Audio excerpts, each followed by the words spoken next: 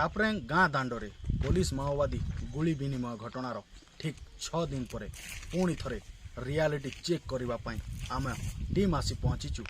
टापरेंग गाँव में। आपड़ देखिपे मो कैमरा पर्सन को कहि से देखेबे हूँ से स्थान जोटिकी पुलिस एवं माओवादी मध्य अचानक गुली विनिमय होता एवं 3 जन माओवादी निहत होता बेले जड़े SIW अधिकारी गोड़े गुली बाजी एवं से गुरुतर भाव में आघात होते एवं यहाकू नेकी गत 6 दिन धरिकी राज्य गणमाध्यम समेत जातीय गणमाध्यम रे चर्चा जोर धरी एवं यही घटना जदि देखा जहाँ पुलिस अधिकारी माने सूचना दौरान जे ई अंचल रे पुलिस आसीतिला एवं किछि तदंत पई आसीतिला SIW जो टीम आसिकी पहुंची अधिक सूचना पाइबापी एवं से समय पुलिस माओवादी गुली विनिमय होता किंतु वास्तव चित्र कौन वास्तव चित्र वर्तमान गाँव में किभली भाव में स्थिति रही सीधा सड़क आप देख पारे गाँ दांड वर्तमान खाँ खाँ रही गाँव में गोटे हेले व्यक्ति घर बाहर को बाहर ना दैनंदिन नीतिदिनिया कार्य से बाहर को बाहरी पारु ना कारण गोटे पटे पुलिस भय तो अन्य पटे माओवादी भय एवं जिते बड़े उभय भय रे लोके रोचंती घर बाहर एक रकम से मुस्किल हो पड़ी किसी ग्रामवासी रही सीधा सड़क आलोचना करबा एवं जो व्यक्ति घर निकट में पुलिस माओवादी गुली विनिमय होता से व्यक्ति सांगे आलोचना करबा सीधा सड़क आलोचना करबा। बाबा क्या ना तुम ना बाबा केन गाँ तुम गाँ ने गोटे 4-5 दिन तले काँटा होता वो एक मृत्यु होता आज्ञा है केनता केनता बोले मारिकिना तो धरिक भागले गाड़ी ने लदी कोना आरो लदी को नेले नरी करी ता बादरे आसले जेते बेले रक्त चका चका पड़ी जाइছিলা सेनो से माने लदी कर भागले माने टिके आम तो डंगलिया अंचल लो टिके से रक्त को केते जाउथमा मारी मारी औथमा बोली करे आज्ञा टिके गोबर झिटी केना टिके सफा कर दीचंती हेटा को रास्ता ऊपर कार घर पाखे इटा हिजे बाबा इटा आशा दीदी घर पाखे आशा दीदी घर पाखे। अच्छा हां तो वर्तमान गाँ ने एतकी सुनसान काहे लगी अछि लोग देखुथिलु आमे भोटा के गोटे लोग नै बाहरी बार बाबा नहीं तो एटा शून्यवासी ही जे बोले मन डर लगी है समस्त अछन घरे तमे प्रकृति अर्ज सब तुम पूछ काहे लगी डर तो लागु छे कते बोले एंता संगे ई समय रे तो इरा चली जैसे ना गुली मार मुड़ी से शब्द नहीं खाली डुब डुब करे पड़े क्या करो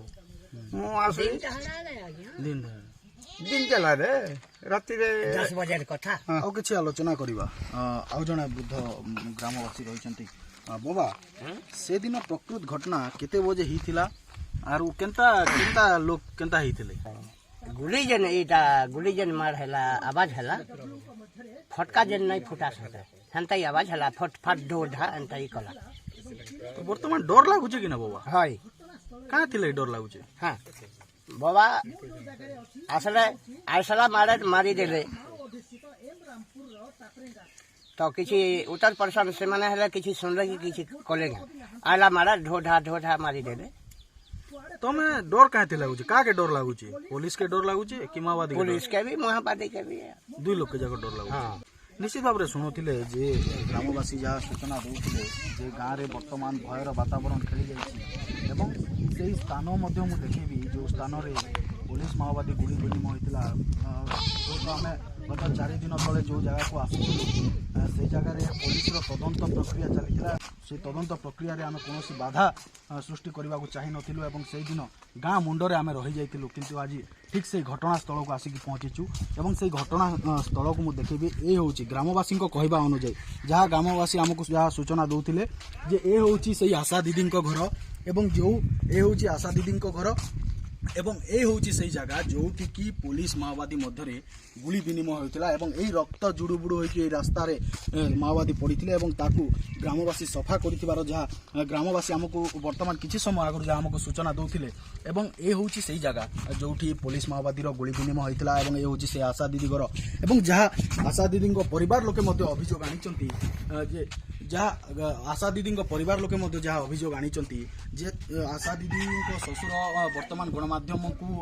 सूचना देइचंती जे तांको बहु को तांको पुओ को एवं तांको नातुणी को पुलिस नहीं जाइची एवं से नहीं कोनोसी सूचना तांको देई नथिबा वर्तमान तांको ससुर गणमाध्यम आगरे प्रकाश करिसंती एवं अन्य पक्षरे जदि देखिबा जेते बेले पुलिस माओवादी गुली विनिमय होउची निश्चित भाव में ग्रामवासी को गोटे प्रकार भय सृष्टि करिची आपण सीधा सड़क चित्र देखि पारुथिबे कारण आमे चित्र देखिकी ही कथा कहिबु एवं ए होउची सेही चित्र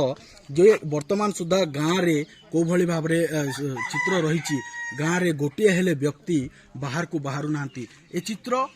घटनार 5 दिन परे ए चित्र आज मध्य रहिची कारण ए चित्र को आपण देखिले स्पष्ट भाव में जानी पारिबे जे लोकंक मनरे किभली भाव में भय रहिची लोके भयभीत अवस्था रे निज घर भितरे टाटी कबाट देकी रहिचंती बाहर को बाहरिबा पई का मनरे मध्य साहस नहीं कारण बाहर को बाहरिले माओवादी रो भय एवं पुलिस रो मध्य भय लोकंक घारिची एवं जदि देखिबा कारण लोकंक पुलिस रो भय